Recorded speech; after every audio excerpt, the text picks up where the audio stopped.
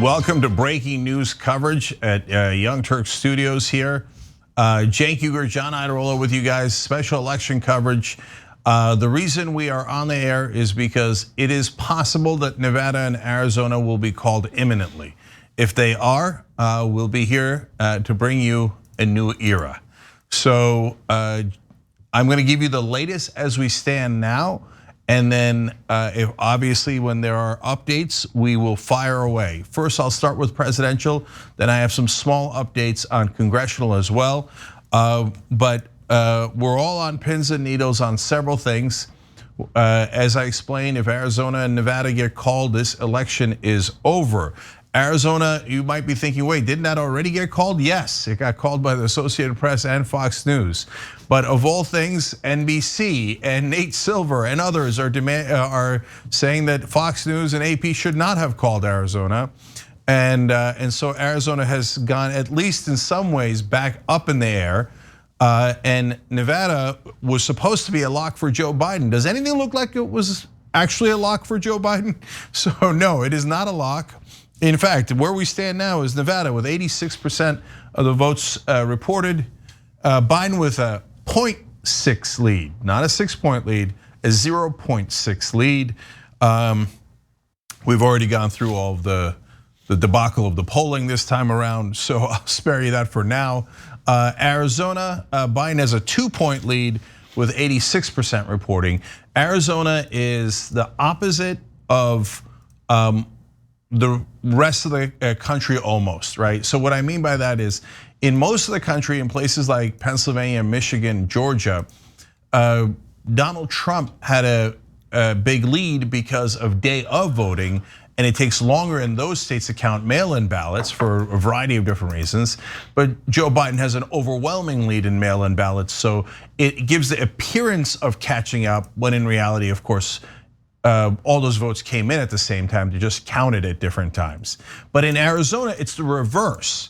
In Arizona, Joe Biden had a big lead, seemingly, because they counted the mail-in ballots. Now, the in-person voting from places like Maricopa County, which is heavily Republican, are coming in, and it gives the appearance of Donald Trump catching up, or as the Trump team would call it, the magically appearing ballots in Arizona.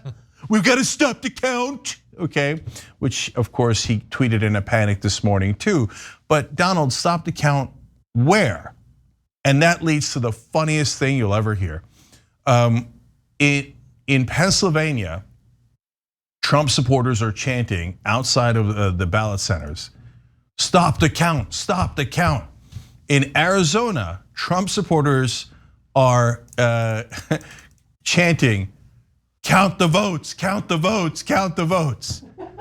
I'm not kidding, that actually happened. And they did not notice that that was hypocritical or ironic. They didn't even, they're like, of course, you got to stop the count in Pennsylvania and count all the votes in Arizona, of course. I mean, John, is there a better description of the Republican Party under Donald Trump than that? I think that the Republican mind is flexible in one particular way, in that it is empty, and thus, like a garden hose, when it's empty, it can be bent to whatever you need it to do. Wow, what an analogy! I know, I like that one. But anyway, yeah. So they're chanting the exact opposite thing, which that's one important thing to point out. But let's also point out that if you have massed a bunch of people outside of a ballot counting place and you're chanting "count the vote," that's what they're doing. Like literally, that's what they're doing right there. I mean, you could do it in like, sort of an encouraging way, like pop the popcorn, pop the popcorn. We know it's gonna happen. We just really want it. I don't get a lot of what's going on around this country right now. Okay. So are you gonna get this on cable news? You ain't gonna get this. Pop the popcorn, pop. It actually reminds me of Community, if you remember, if you watched Community. Pop, pop. Pop, pop. I don't. Craig got it. Okay, so listen, I had focused on the un-American nature of the Pennsylvania chant. Like, stop counting, what are we, a democracy, right? But I don't think my take was that unique. Everybody notices that hypocrisy. But you're right, John, I had not thought of the superfluous and gratuitous nature of the chant in Arizona. Like, count the votes. Oh, mission accomplished. That's what we're in the middle of. Yeah. Okay.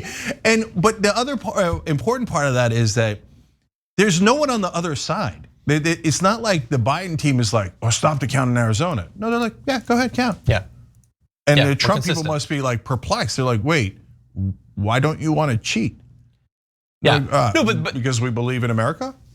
That's hypothetically correct. Of course, what they're actually saying is all of them believe that Biden is cheating in 100 different ways. Ben Shapiro's lost it and all that. There was just a Las Vegas news conference about how much backpedaled, huh? Yeah, what do you know? Couldn't have guessed that, except I guessed it the minute he sent out the Exactly. tweet. No, we're cheating in a million different ways. And look, we all understand, anyone watching this, there's a very good chance that you understand that there are many different media bubbles. And media bubbles are probably inherently bad in some way, but there are people who live in exclusively a like sort of Breitbart Facebook share sort of media bubble. These people were chanting, by the way, Fox News sucks in Arizona. That was the chant. Like Fox News is like pretty much on board for Trump stealing this thing. If you were watching Tucker last night and all of that, that's not good enough for these people. So there are people who, like we're watching the protests, we can't conceive of what's motivating them because we're not exposed to any of that. Breitbart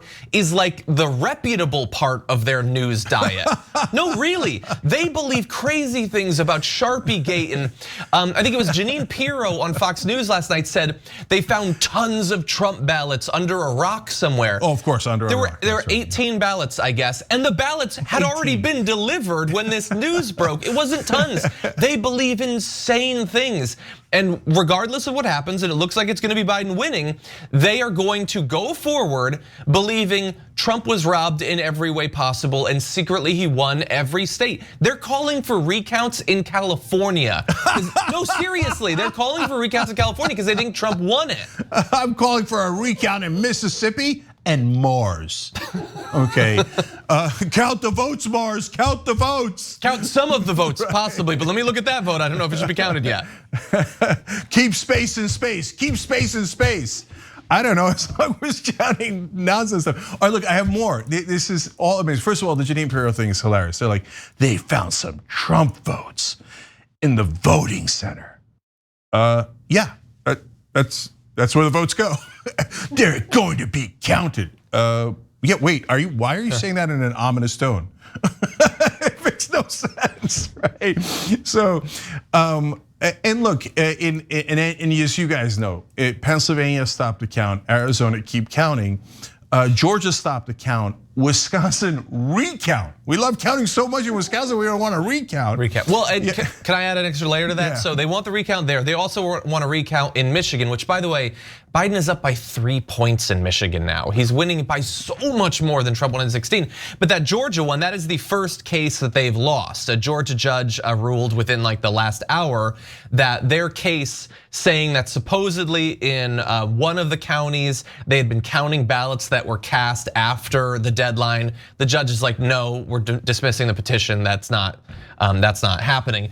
But the issue is that is just the first step of what we're gonna see in all of these different cases. The judge has thrown it out, but hypothetically, a higher court could pick it up to and including the Supreme Court.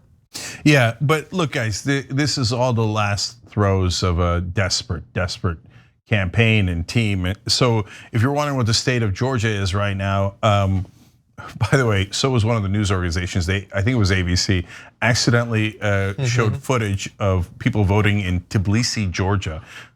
Wrong Georgia, that's the country Georgia, not the state of Georgia. It's just a fun little thing. But no, the real state in this case is Georgia, you remember, had stopped reporting for quite a while. They've picked back up now.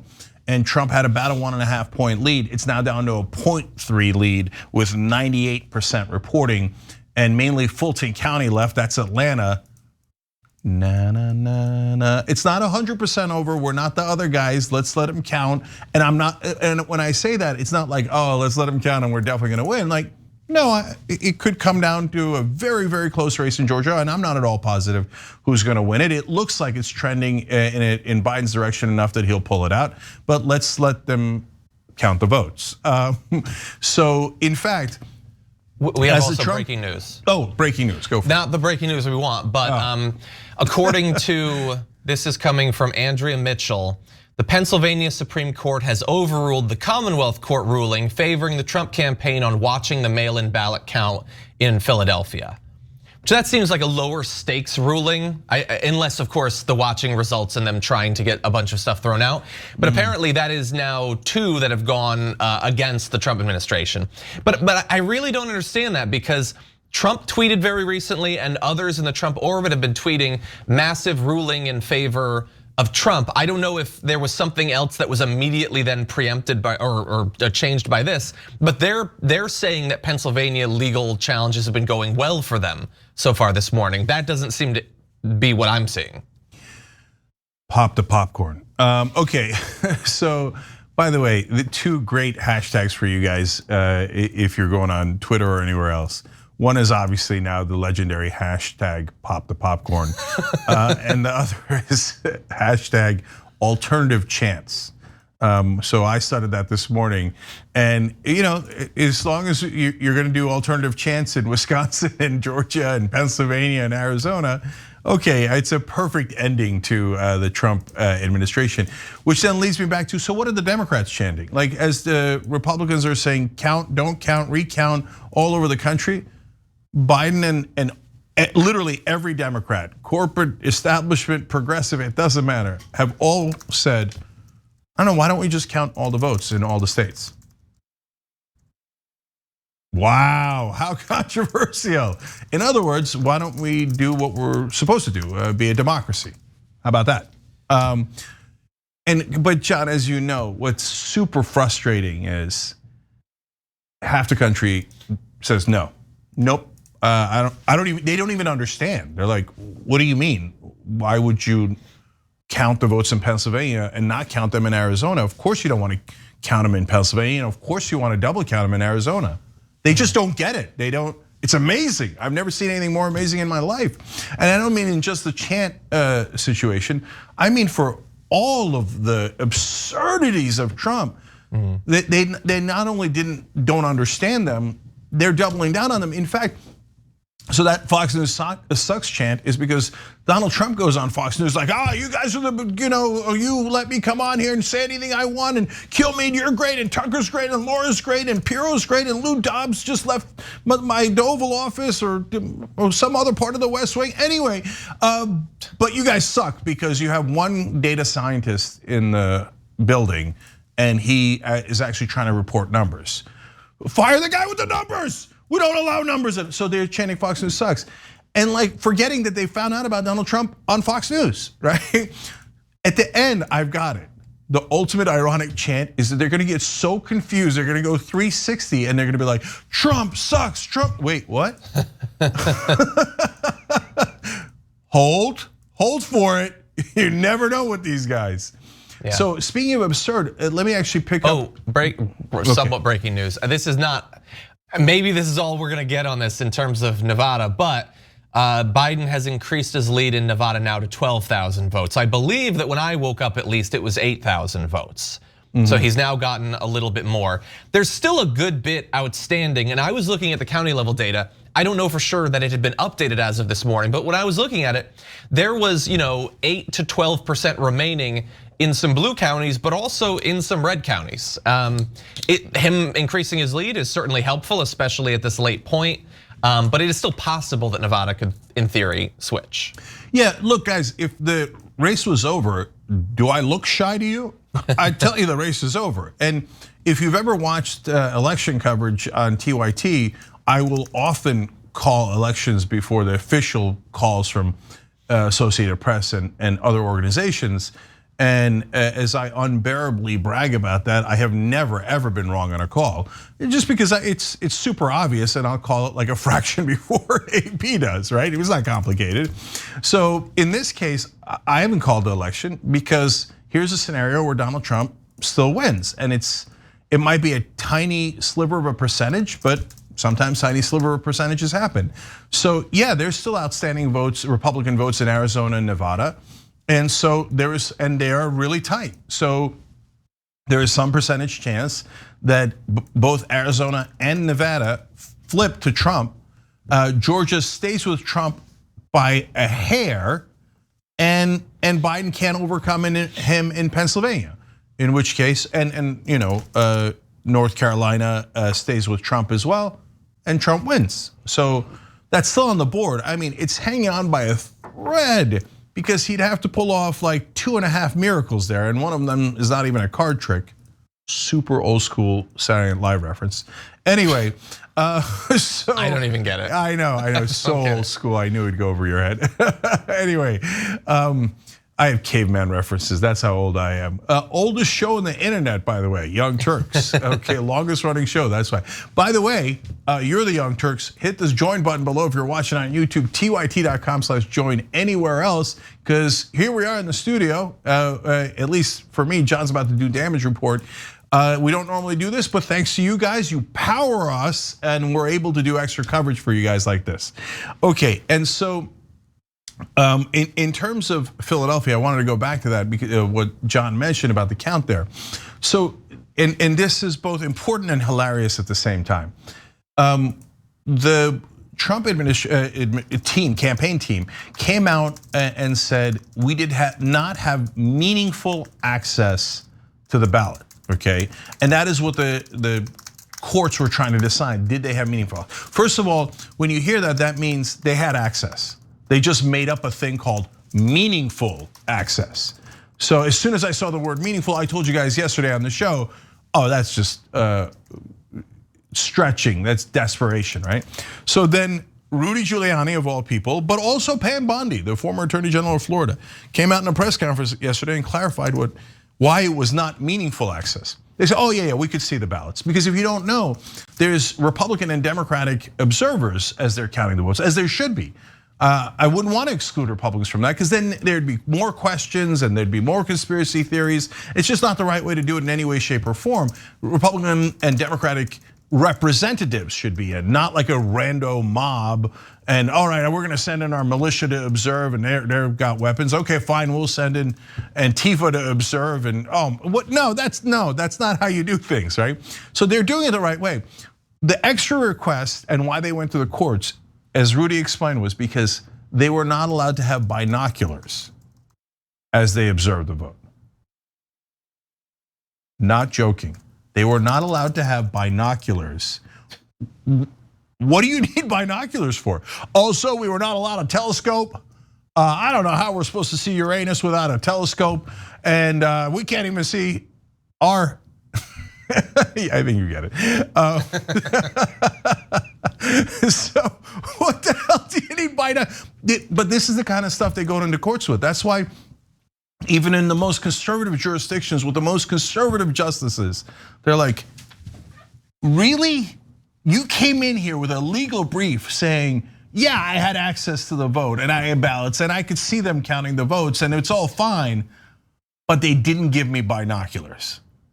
Get the hell out of here, man. What are you wasting my time for?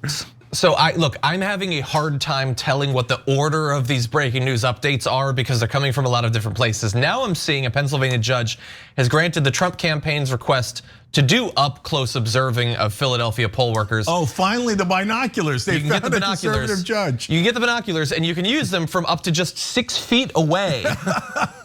Microscopes, we're waiting for a district court judge ruling on that. Look, I think my gut is saying this is what that other one I talked about overruled, if I'm correct. But again, this is about observing it. We're gonna see Philadelphia, including Pennsylvania. We don't know exactly when we're going to be sure about the count. It's likely at this point that it's not gonna be until sometime relatively late tomorrow. But based on the trends that I've been seeing, and Jake, maybe you disagree, these are other people running the numbers, not me. It is looking like in the end, Biden is going to win in Pennsylvania and that it's not necessarily gonna be incredibly close. We're gonna be talking about 100, 200,000 vote lead in the end. We don't know for sure, some of this are estimates, not just of the percentage that will go for Biden, but indeed of the votes remaining to be cast. But they can do this. I don't think it's going to overturn hundreds of thousands of votes. So bear in mind, the follow-up to that then will be Kayleigh McEnany, who on Fox News last night was saying, we're going to try to identify votes that were received after some kind of time and after the fact remove those from the total. And the Fox hosts, it was Brett Baer and Martha McCallum, did not seem to be buying that in real time. They didn't press her too hard. I guess there's a limit to how much they're willing to undercut the Trump legal strategy. But that's looking more and more like their only option in Pennsylvania as this continues. Well, I know what their last legal stand is gonna be. Your Honor, all we wanted was sharks with frickin' laser beams on their heads, and they wouldn't give it to us. You can't count these votes without sharks with laser beams on their heads. Everybody knows that. And could they find one conservative judge be like, sharks with freaking laser beams? Yep, okay. But then it's gonna get overturned because even like Bush appointees, even Trump appointees, in almost every case are like, no, dude, just no, go home. All right, so now there's been updates on the numbers since we came on this morning. So Nevada was at 0.6, it's now at 1. So Biden has picked up 0.4 in Nevada, and now it's 87% reporting. That's just 1 extra percent. And in Pennsylvania, now 92% reporting, and Trump's lead is down to 1.8. So these are tiny movements. Biden gains 0.2 in Pennsylvania and 0.4 in Nevada. But every tiny movement matters here because these are all super close. Keep in mind, guys, that it is still possible that Biden wins most of these. In fact, I've seen the same numbers that John has. People are saying that he's likely to win Pennsylvania comfortably at the end. He's still got a better than 50% chance of winning Georgia, Arizona, and Nevada. So he could at the end be over 300 electoral votes. And that's certainly what Republicans would call a landslide if it was the shoe was on the other foot. But we're honest and realistic, unlike the other side. When you're winning by 0.6 and it turns out it was 1.2 instead, and yeah, you might have won all those states, but you won them by tiny margins. This was not a blowout. This was a shockingly close election. Yeah, and so it looks like, I'm assuming, I don't think we're gonna get more votes during this live video, but the update was to increase the lead for Joe Biden in Nevada, which is not nothing. And we do know there was a chance that we should have had updated information from Georgia because supposedly as of 19 minutes ago, they were supposed to have the finished count. And I believe the only things remaining from this morning to right now were 61,367 outstanding mail-in absentee ballots, which if you're looking at the numbers, I would guess have a very good chance of swinging the state to Joe Biden, if that is all that remains to be counted. But we should have the numbers by now, we don't, so it's possible that there are other votes as well. So the reason why we always emphasize where the vote's coming from, and it always feels like it's to the advantage of the Democrats, but it isn't, as you can see in this case, is because, well, right now in Pennsylvania, the outstanding votes are coming from Philly. Philly is overwhelmingly Democratic. So that's why Biden is gonna make up a huge lead. Again, they all voted at the same time. It's just a matter of when they're counting them. Same thing in Georgia, they're waiting on Atlanta. Atlanta is overwhelmingly Democratic, and that's why Biden's very likely to take the lead, or in the case of Georgia, just likely. Pennsylvania is very likely. But in Arizona, as I told you earlier, they're waiting on a couple of counties, including Maricopa, which is not as heavily Republican as Philadelphia is heavily Democratic, but it is definitely more Republican. So that's why Trump is picking up votes as they count those votes. So it's the same standard. It just happens to be that some areas are Republican, some areas are Democratic, and that's why you see the phenomenon that you see. Breaking news. Here we go. Of the minor variety, a little bit more information coming from Nevada. Biden lead over Trump has shrunk slightly from 12,042 votes to 11,458 votes. It's not much, it's a little bit tighter. Yeah, well, it moved a percentage this much too. I just told you Biden's lead was 1.0, it's now 0.9, okay, in Nevada. So, and that's why you'll see these anomalies. And the fact that it is happening in different directions in different states should give rational people comfort. Obviously, it doesn't for the Trump people. So for example, at one point, Trump had a 15-point lead in Pennsylvania because they'd only done the in-person voting and only reported from the Republican areas, right? And again, it's nothing nefarious, it's just the nature of how slow the count is in those areas. But in Arizona, Joe Biden had a 9-point lead for a long time. That's because they'd mainly counted the Democratic areas, and now they're counting the Republican areas, and the lead is down to 2 points, right? Same exact phenomenon in Arizona and Pennsylvania, happening in different directions for the parties. Most rational people go, oh, okay. The Trump people go, pop the popcorn, right? And stop the count. So it makes, obviously you all know, because you haven't lost your mind, that makes no sense. For the folks who are not, look, I know that the Trump folks are really, really sensitive to charges of them not being bright. But I'm trying to find a polite way to say it. But if you can't understand simple concepts like you should have the same standard in Arizona and Pennsylvania and count all the votes instead of being hypocritical in the 2 different states, I don't know what to call you. What do you want me to call you? Do you want me to call you smart? Can you really say that with a straight face? Well, I don't know what honest, is that what you want me to call you? This is such an obvious hypocrisy. If you can't see it, you're not very smart. And if you see it and don't care, you're not very honest. Those are super uncomfortable facts that I'm saying about half the country, but they're obvious.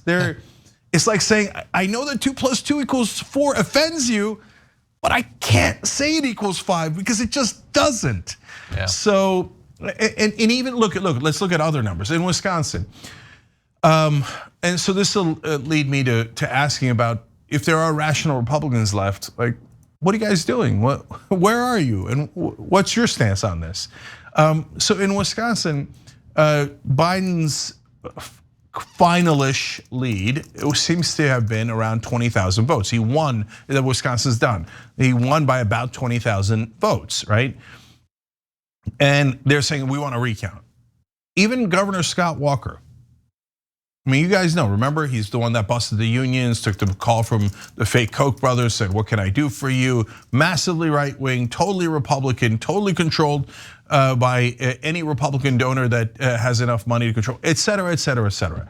That guy, he tweeted out, look, we did 2 recounts in Wisconsin recently in the last decade. One changed 131 votes, the other one changed 300 votes. There ain't no way in the world, he said, 20,000 would be a tough hurdle to clear.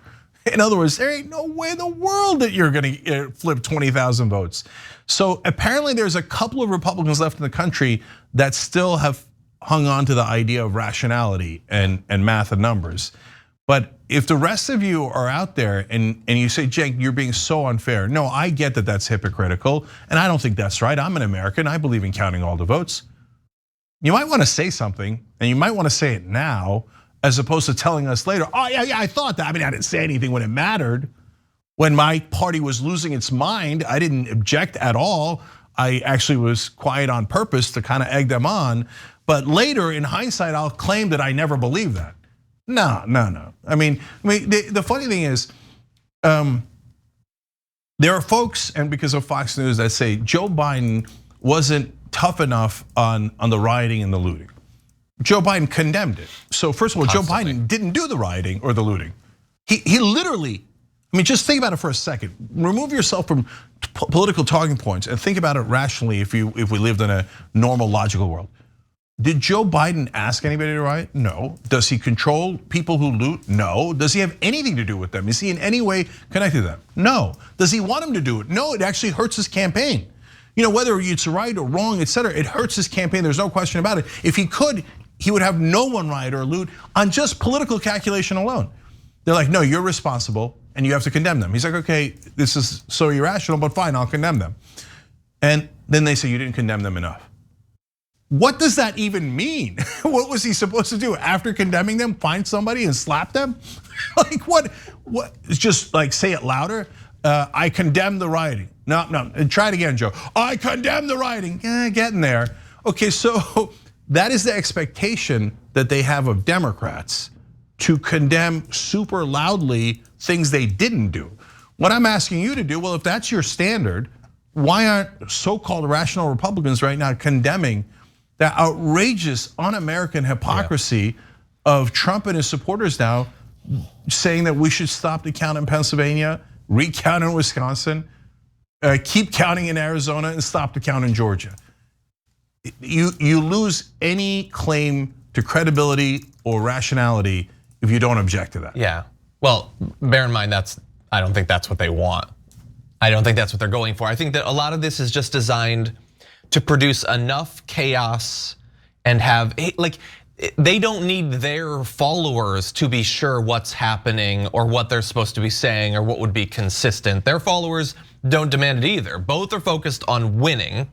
Their followers will say start the count or say stop the count. When they're told, they'll switch. We've always been war at East Asia territory. They just want to win.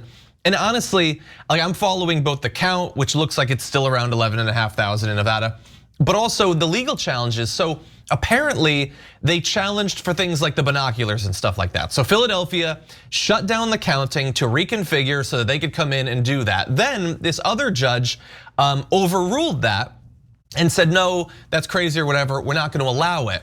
So, and now they're not gonna have the observers. So the thing is, we were joking about the binoculars. Why would you need that? You wouldn't need that to have any better sense of what's going on with the count. But what you would need to demand that for is to get a judge to overturn it, because that's more useful to you. Binoculars to count the vote isn't useful. Being able to say, look, a judge just stopped us from having observers, that is useful for making your followers believe that there's some sort of cover up going on, that something shady is happening. You demand insane things knowing that it'll be struck down, in the same way that people will on the right will tweet things that clearly go against the terms of service so that they will be struck down or hidden or censored or whatever you want to say by the social media platform, because it's more useful to present yourself as the victim. They're doing that here legally as well, asking for insane things so that they'll lose, so that their followers will not trust the judge's input. And then all of it theoretically can go to the Supreme Court, where they have the supermajority that they need. And guys, understand that what they're asking for in Pennsylvania is not, okay, now let's recount those 130,000 votes with binoculars. They're saying, since we weren't allowed binoculars in the first place, you have to throw out 130,000 votes. Well, that again, that's doubly irrational. It makes no sense at all unless you're desperate not to count the votes in Philadelphia because you hate democracy and you want to cheat. And that's just the reality of it. All right, thank you to everybody who joined. Hit the join button below on YouTube to keep that going. TYT.com/join everywhere else.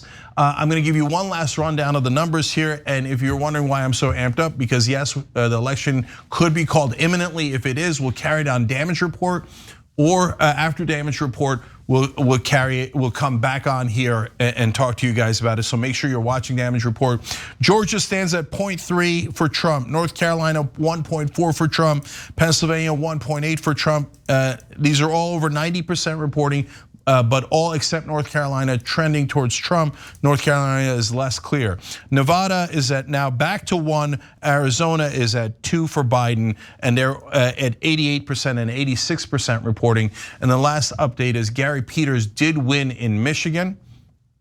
And so that means that's one more seat for the Democrats, and one more seat that is safe. That's a re-election, so they didn't pick up an extra seat, but they did so disastrously in the Senate voting that they're just thrilled to keep seats that they were supposed to win by 10. Well, but also, I don't know if we actually said during this, but it looks like the Ossoff-Purdue race is going to go to a recount, which did not look that way yesterday. Yeah, so that's great news too. As that vote is coming in from Atlanta, it's also reducing Purdue's lead.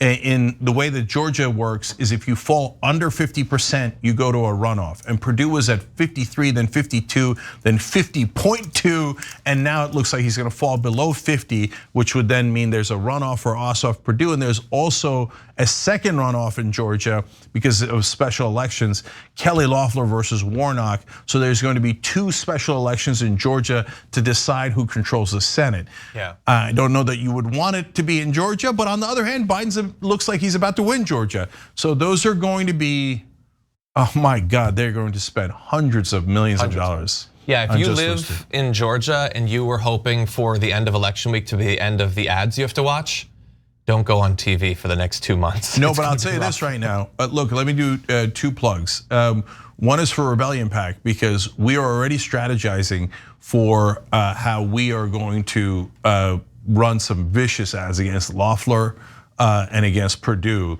So rebellionpack.com/join. We're gonna make these as tough as humanly possible, because that's why we formed Rebellion Pack. I'm so frustrated and tired of Democrats not hitting Republicans hard enough. Can do. We're gonna do it together. Rebellionpack.com/join for that. And then if I was gonna say, if you're wondering why I'm so amped up, 1, because the call is imminent, and 2, of our wonderful sponsor, twostrongcoffee.com/TYT. You drink that in the morning and you'll be amped up too. Okay, damage report is next. Okay, so everybody check that out. Stay right here in the TYT network, and the minute that any of these states are called, we're right back on the air.